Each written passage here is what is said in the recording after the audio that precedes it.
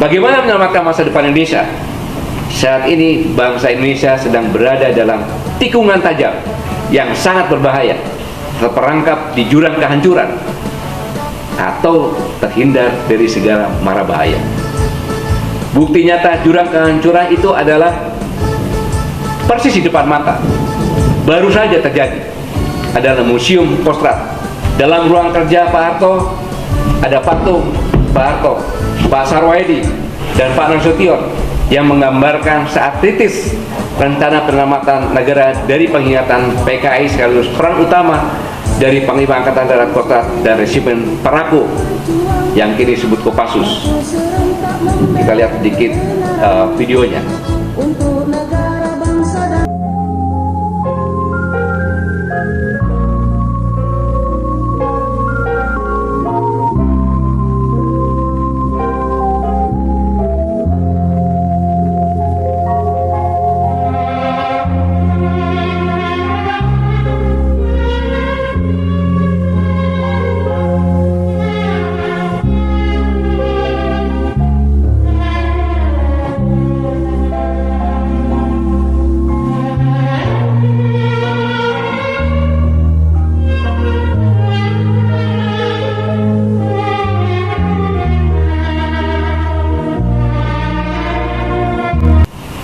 Video tadi menggambarkan betapa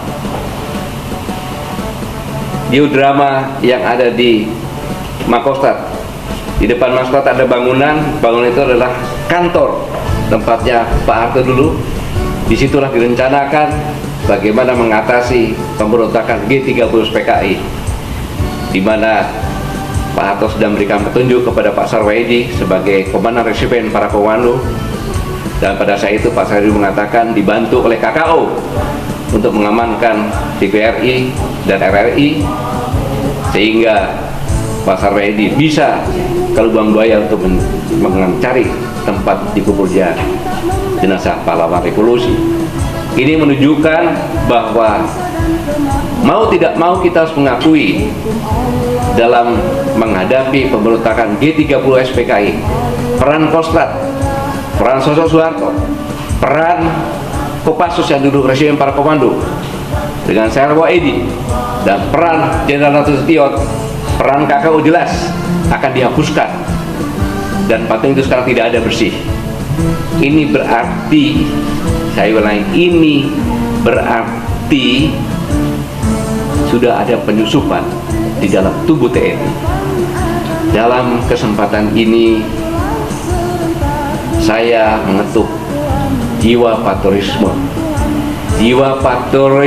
dan kesatria prajurit TNI Angkatan Darat, TNI Angkatan Laut, TNI Angkatan Udara, agar patriotisme kesatria bersama-sama membersihkan jajaran TNI dari penyusupan maupun pengaruh akan merusak jiwa juang para prajurit TNI, dan bisa menyebabkan pengkhianat minimal atau pun menjual institusi untuk hanya sekedar mengejar jabatan, dan akan bermuara pada ingkar terhadap sumpah kepada Tuhan Yang Maha Esa Allah Subhanahu wa Ta'ala. Saya yakin dan percaya masih ada jiwa patriotisme dan kesatria di relung hati para prajurit TNI dimanapun mereka bertugas. Bersihkan ini semuanya agar peristiwa kelam yang lalu tidak terjadi lagi. Mengapa saya katakan ingkar sumpah? Karena setiap prajurit itu selalu pada saat dilantik bersumpah kepada Tuhan Yang Maha Esa Allah Subhanahu wa Ta'ala di atas kitab suci agamanya masing-masing. Dalam hal ini juga berlaku sumpah ini kepada Bayangkara, Kepolisian Negara Republik Indonesia, khususnya yang dilantik sebelum tahun 2002. Pangkat apapun itu, pertanyaannya, lantas apakah kita khususnya generasi muda masih saja berpangku tangan? Oleh sebab itu dibutuhkan langkah-langkah praktis dan strategis, menggalang kekuatan bersama seluruh komponen bangsa untuk bersatu padu menyelamatkan Indonesia. Beberapa langkah praktis dan strategis yang harus segera dilakukan disarankan adalah sebagai berikut. Yang pertama, menyelamatkan ideologi yang terus dirongrong dan sudah dalam kondisi lampu merah. yang saya sampaikan tadi. Menyelamatkan ekonomi demi kesejahteraan seluruh rakyat. Menyelamatkan demokrasi sesuai nilai-nilai Pancasila. Menyelamatkan persatuan dan kesatuan bangsa. Menyelamatkan penegakan hukum dan keadilan. Langkah-langkah inilah kelima agenda di atas sepenuhnya ditujukan agar bangsa Indonesia terus berada di jalur jalan perubahan menuju Indonesia yang lebih baik, konstitusional, pro rakyat, tertib, beradab, adil, dan makmur, serta yang lebih penting lagi adalah untuk menyiapkan kehidupan bagi anak cucu kita, generasi akan datang, pemilik negeri ini.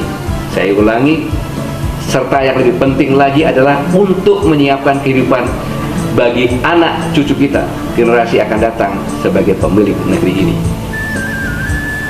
Syekh Al-Kultur, ingat, kita harus selalu tidak boleh abai, selalu waspada dan bangkit atau punah. Saya ulangi, kita bangkit atau kita punah. Terima kasih. Wassalamualaikum warahmatullahi wabarakatuh.